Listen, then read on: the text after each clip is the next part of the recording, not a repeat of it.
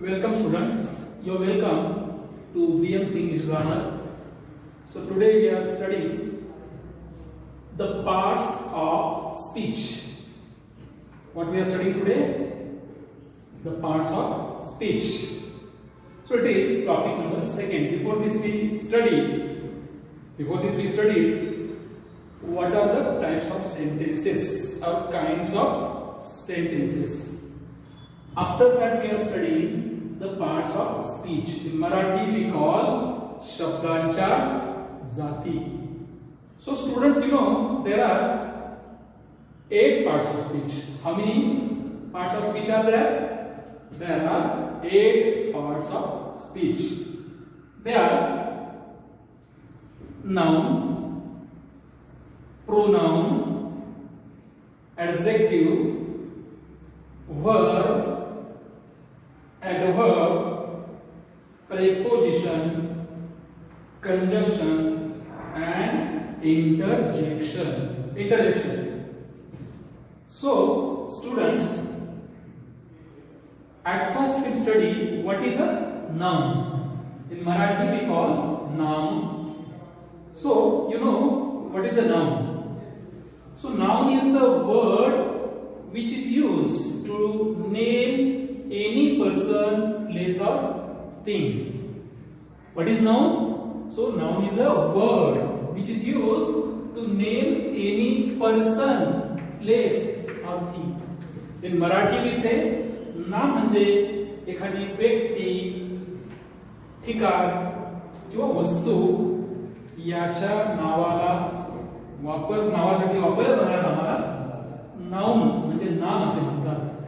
जसे की बघूया आपण नाउनची व्याख्या बघितली, कुठलीही व्यक्ती, वस्तू किंवा ठिकाण याच्या नावाला काय म्हणतात? नाम म्हणतात. तसं आपण बघूया Rohan is a good boy. Is a good boy. So in this sentence, Rohan and boy, these two are nouns. या वाक्यामध्ये रोहन हे व्यक्तीचं नाव आहे किंवा मुलाचं नाव आहे, तर बॉय आणि रोहन हे दोन नाम आहे. तर सेकंड एक्झाम्पल बघूया आपण. He is a doctor. Is a doctor. या वाक्यामध्ये डॉक्टर हा शब्द नाउन आहे. He is a doctor. By the same way, action,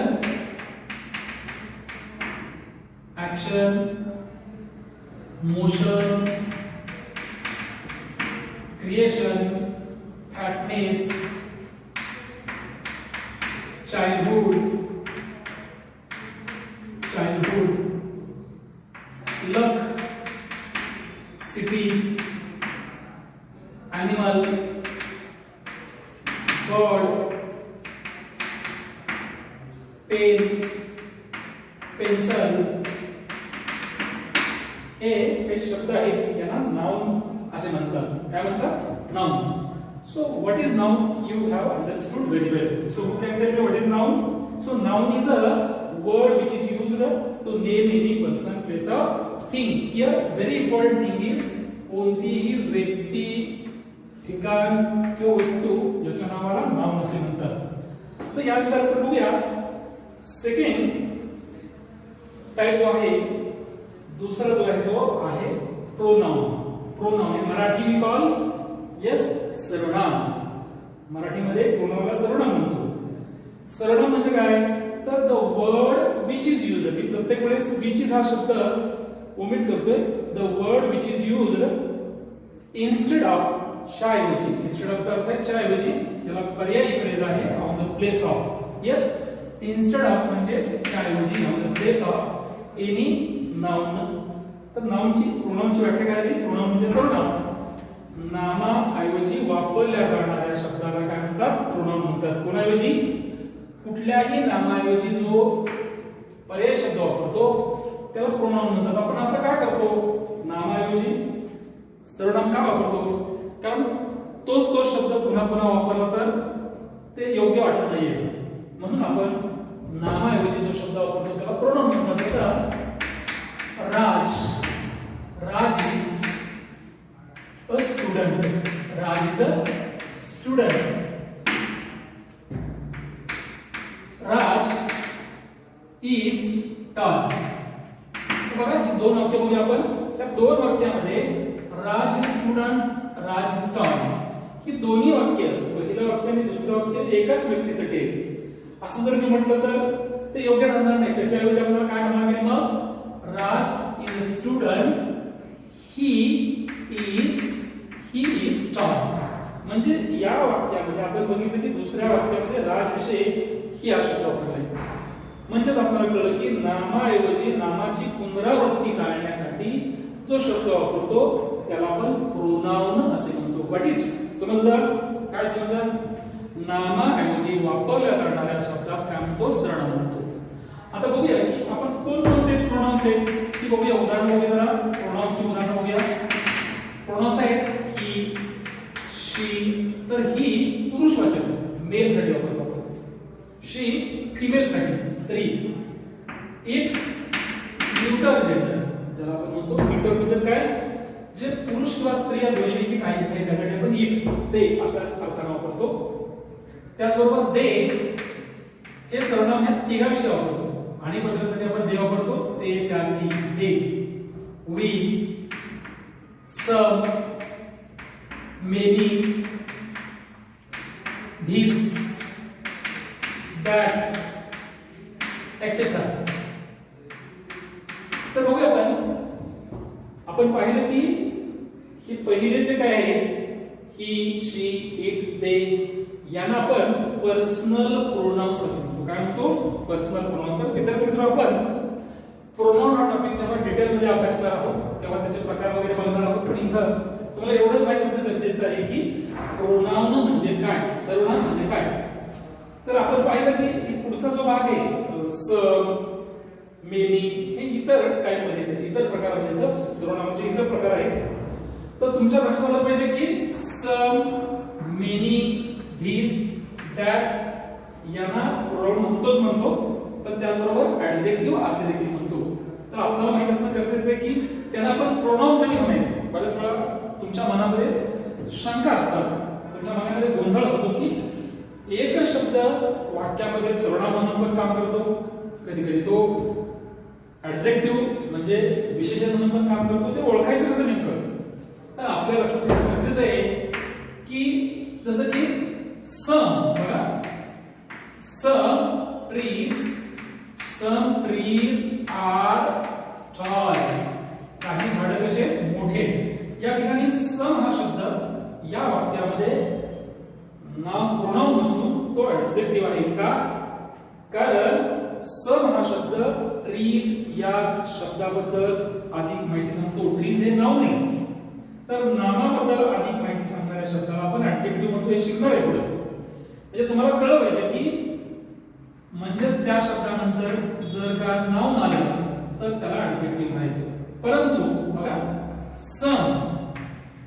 some of them are tall. त्यांच्यापैकी काही जण उंच आहेत. यानंतर लगेच सम नंतर नाउन आलेलं नाही, मध्ये प्रिपोजिशन आलेलं नाही. Some of them, any of them यासारखे जे शब्द आहेत त्यांना प्रोनाउन म्हणतो आपण.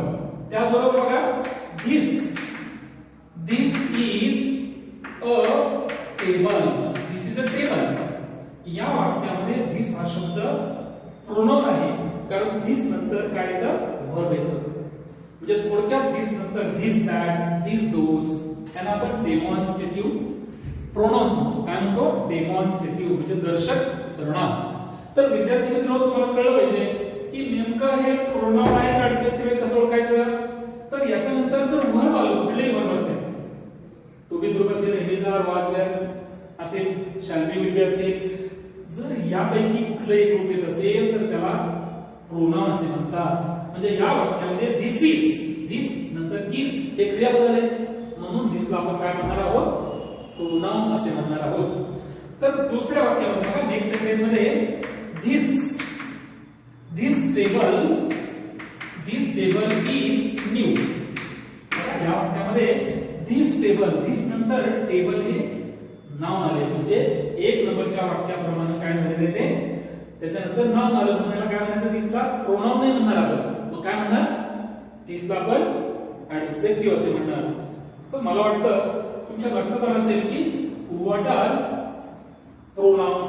सर्वनाम म्हणजे काय आपण शिकलो, सर्वनाम म्हणजे नामाऐवजी वापरल्या जाणाऱ्या शब्दाला काय म्हणतात, सर्वनाम असे म्हणतात. आता मी तुम्हाला उदाहरण देतो, तुम्हाला ओळखता येतं का बघूया आपण. बघा, सी द एक्झाम्पल.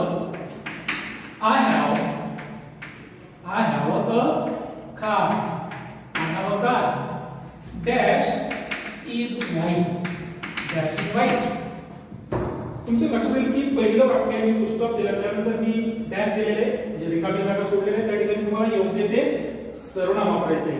आता मला सांगा, ऑलरेडी आय हे सर्वनामच आहे, प्रोनाउन आहे, पण कार साठी आपण आय साठी घेणार नाहीये, तर कार कार या शब्दासाठी आपण प्रोनाउन घेणार आहे.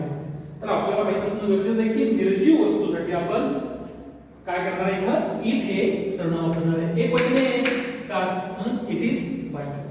थोडक्यात तुमच्या लक्षात असेल की इटला सर्वनाम म्हणतात, ते कार बद्दल आलेले म्हणून आपण इट वापरलं. त्याचबरोबर दुसरं वाक्य बघा, she has many friends. She has many friends. She has many friends. Dash are very helpful. Dash are very helpful. बघा, she has many friends. she हे काय आहे, प्रोनाउन आहे. तर she has many friends. friends हा जो शब्द आहे तो नाउन आहे. काय आहे, नाउन आहे. आणि फ्रेंड्स या शब्दाबद्दल पुढच्या वाक्यामध्ये रिकामी जागा भरायची आपल्याला. काय मग आपलं ठरलेलं आहे की जर का ते नाउन अनेक वचने असेल, what is plural, what is singular, so we study later on. तर त्यापूर्वी तुम्हाला माहित असेल की एक वचन म्हणजे काय आणि अनेक वचन म्हणजे काय. तर फ्रेंड या शब्दाला यस प्रत्यय लागल्यामुळं फ्रेंड पासून फ्रेंड्स हे अनेक वचनी नाउन तयार झालं. म्हणजे थोडक्यात नियम काय आहे, नियम असा आहे की जर का अनेक वचनी नाउन असेल तर त्यासाठी आपण दे दे हे सर्वनाम काय म्हणतो, दे. लक्षात आलं, म्हणजे काय झालं की आपलं she has many friends, they are very useful. आता मला सांगा, दे हे सर्वनाम कोणाबद्दल आलं, तर फ्रेंड साठी. कशासाठी आलं, फ्रेंड साठी. नेक्स्ट एक्झाम्पल बघा, पुढचे एक्झाम्पल बघूया. Anyone can win. Anyone can win, कोणीही जिंकू शकतो. या वाक्यामध्ये एनीवन हे प्रोनाउन आहे. काय आहे, प्रोनाउन आहे. तर त्याच्यानंतर काय आलेलं आहे, वर्ब आलेले आहे. कॅन हे वर्ब आहे, याला काय म्हणतात, वर्ब म्हणतात. एनीवन असेल, समथिंग, जसं की something is better than nothing. बघा, something is better than nothing. Something is better than nothing. Something या शब्दाला आपण प्रोनाउन असे म्हणतो. थोडक्यात काय, दिलेल्या शब्दाला जर थिंग, बघा, सम म्हणजे समथिंग, समबडी, एनीबडी, एनीवन या शब्दाला काय म्हणतो आपण, प्रोनाउन असे म्हणतो. आता थोडक्यात आपण काय केलं, नंबर दुसरा पर्याय बघितला आपण, नंबर 2 चा भाग पण बघितला आपण की तो म्हणजे कोणता होता, प्रोनाउन. आपण बघूया ऍडजेक्टिव्ह बघूया. What is adjective. तर विद्यार्थी मित्र, तुम्हाला माहिती आहे ऍडजेक्टिव्हला मराठीमध्ये काय म्हणतात, येस. ऍडजेक्टिव्हला आपण मराठीमध्ये विशेषण असं म्हणतो. काय म्हणतो, विशेषण. हे काय करतं विशेषण, आपण व्याख्या बघूया आधी. Adjective is the word which describes. Adjective is the word which describes. Adjective हा शब्द असा शब्द आहे की जो डिस्क्राइब करतो, म्हणजे काय करतो, वर्णन करतो, ज्याबद्दल अधिक माहिती सांगतो. कोणाबद्दल, एनी नाउन और प्रोनाउन. इथे लक्षात घ्या, अतिशय महत्त्वाची गोष्ट म्हणजे एनी नाउन और एनी प्रोनाउन म्हटले. कोणत्याही नामाबद्दल किंवा सर्वनामाबद्दल अधिक माहिती सांगणाऱ्या शब्दाला किंवा त्याला डिस्क्राइब करणाऱ्या शब्दाला आपण काय म्हणतो, ऍडजेक्टिव्ह असे म्हणतो. सी द ऍडजेक्टिव्ह बघूया आपण, कोणकोणते ऍडजेक्टिव्ह आहेत बघूया आपण. Adjective see there are different type of adjective. आपण इथं ऍडजेक्टिव्हचे प्रकार काय शिकणार, उदाहरण बघणार आहे. जसं की आपण बघूया गुड, गुड बॉय. तर या वाक्यामध्ये गुड बॉय ही फ्रेज आहे, good boy, a good boy. तर गुड हे ऍडजेक्टिव्ह आहे, ते बॉय बद्दल अधिक माहिती सांगतो. बॉय हे नाव आहे, गुड हे ऍडजेक्टिव्ह आहे. काय आहे गुड, ऍडजेक्टिव्ह, आणि बॉय हे काय आहे, noun. Noun. By the same way बघूया आपण she, she is tall, she is tall. या ठिकाणी शी हे प्रोनाउन आहे. तर शीला डिस्क्राइब करण्याचं काम कोण करतं, टॉल हे ऍडजेक्टिव्ह. बघा प्रोनाउन बद्दल घ्यायचा. टॉल काय आहे, ऍडजेक्टिव्ह आहे. टॉलला ऍडजेक्टिव्ह असतो, काय म्हणतात, शी इज टॉल. आता ऍडजेक्टिव्हचे अनेक उदाहरण आपल्याला देता येतील. जसं बघूया ऍडजेक्टिव्ह ऑफ नंबर असेल, कुठलाही नंबर, कुठलीही संख्या असेल तर त्याला आपण ऍडजेक्टिव्ह म्हणतो. जसं की 100, काय 100 बॉयज. या ठिकाणी 100 ला काय म्हणणार आपण, ऍडजेक्टिव्ह म्हणणार आहे, कारण ते बॉयज या नामाबद्दल अधिक माहिती सांगतात, बॉयजचं वर्णन करतात. Bye the same way 3 brothers, first bench, last topic,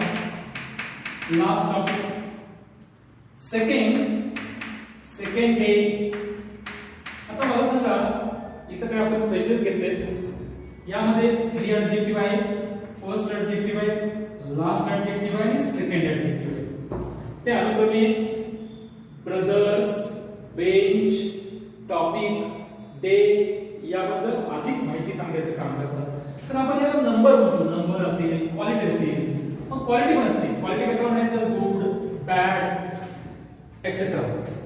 त्याचप्रमाणे आपल्याला माहिती आहे की बाकीचे पण भरपूर ऍडजेक्टिव्हचे वेगळे प्रकार आहेत, ते प्रकार आपण नंतर शिकणार आहे. तर पुढे आपल्याला माहिती असणं गरजेचं आहे की आयएनजी, बघा वर्बला आयएनजी शब्द लागू सुद्धा आपल्याला ऍडजेक्टिव्ह मिळतात. बघा त्याला कसे येते, उदाहरणार्थ रनिंग बस. बघा रनिंग बस या फ्रेज मध्ये रनिंगला काय म्हणतात आपण, ऍडजेक्टिव्ह म्हणायचं. काय म्हणतात, ऍडजेक्टिव्ह. क्रियापदाला पुढचा शब्द काय आहे, रन आहे, रन पासून रनिंग तयार झालं, त्याला प्रेझेंट पार्टिसिपल असे म्हणतात. मग मला सांगा प्रेझेंट पार्टिसिपल काय काम करतात, ऍडजेक्टिव्ह काम करतात. जसं की स्विमिंग टाइम, स्विमिंग टँक. बघा swimming tank, washing machine, MACHIN machine, washing machine. तुमच्या लक्षात असेल की अनेक शब्द आहेत, जसं की वॉकिंग स्टिक आहे, बरेच शब्द आहेत की जे आयएनजी लागू नाउनचं काम करतात. बघा यानंतर आपण बघणार आहे की कुठलाही रंग असू दे, कलर असू दे, तो कलर सुद्धा ऍडजेक्टिव्हचं कार्य करतो. जसं की सांगता येईल की ग्रीन ग्रास, काय सांगता येईल, ग्रीन ग्रास. तर मला सांगा या वाक्यामध्ये ग्रीनला काय म्हणतात, ऍडजेक्टिव्ह. यस, कारण ग्रास या नाउन बद्दल अधिक माहिती सांगतात. ग्रीन ऍडजेक्टिव्ह आहे, ग्रास नाउन आहे. Grass noun. जसं की रेड रोज, रेड ऍडजेक्टिव्ह आहे, रोज काय आहे, नाउन आहे. ब्लॅक डे, ब्लॅक डे, ज्याला आपण काळा दिवस म्हणतो. काळा दिवस म्हणजे खरोखर रंगाने काळा नसतो, त्याला व्हाईट दिवस म्हणतो. व्हाईट दिवसाला काय म्हणतो आपण, ब्लॅक डे. बघा black day. So by this way all colours also describe noun.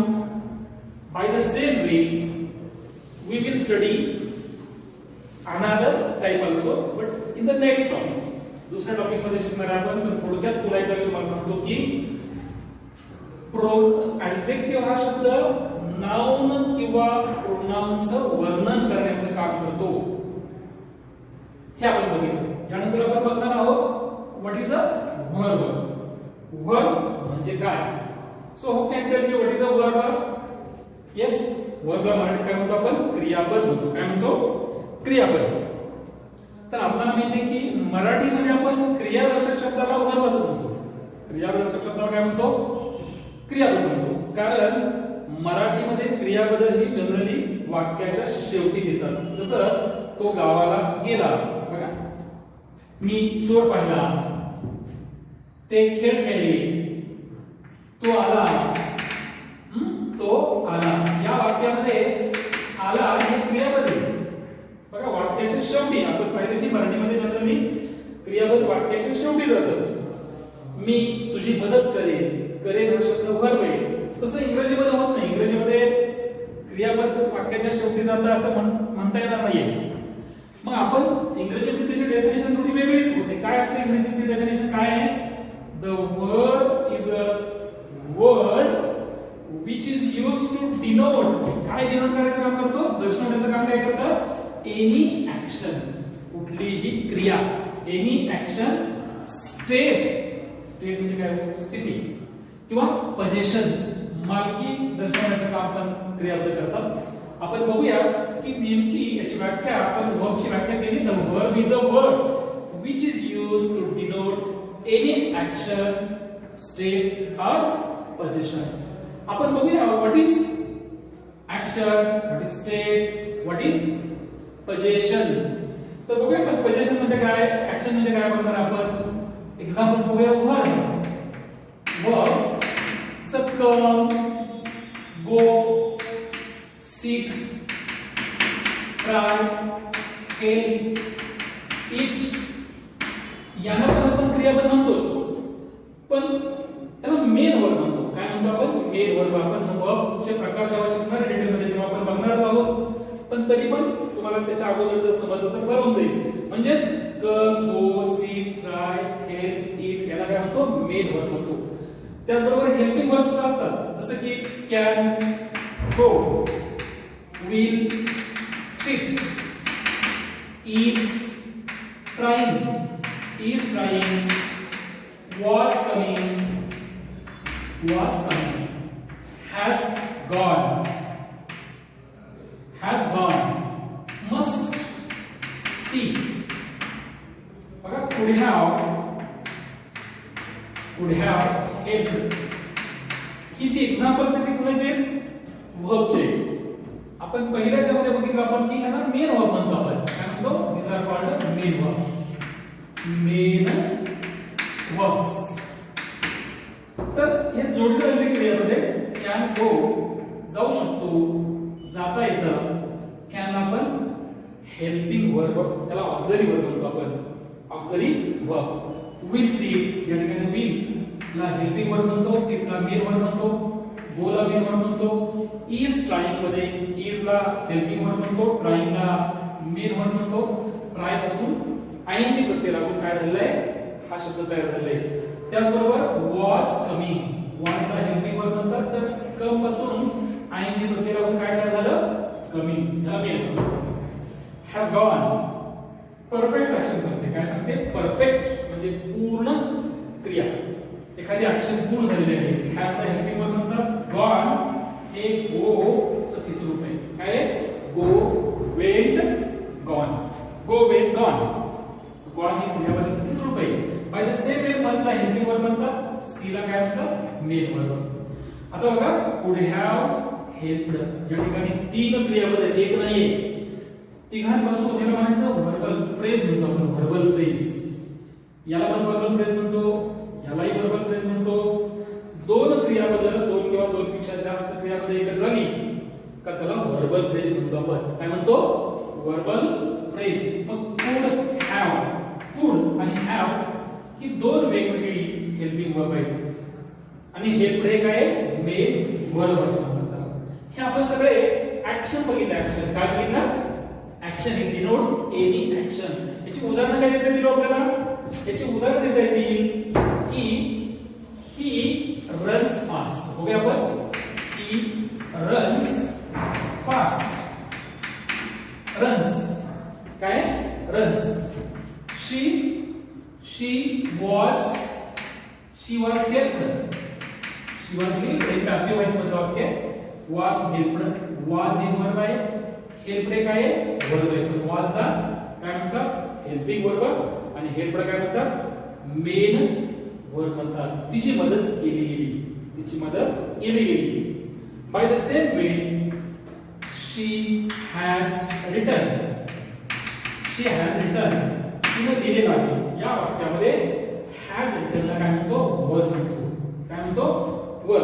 तर आपण ही उदाहरणं जे बघितली 1 2 3 ही तिन्ही उदाहरणांमध्ये ही जी क्रियापद आहे ती कुठली ना कुठली ऍक्शन सांगतात. ऍक्शन म्हणजे काय? कुठली तरी कृती केली जाते. जसं की पहिल्या वाक्यामध्ये रन्स फास्ट. रन्स फास्ट मध्ये काय? रन्स हे काय आहे? रन्स हे वर्ब आहे. Runs fast.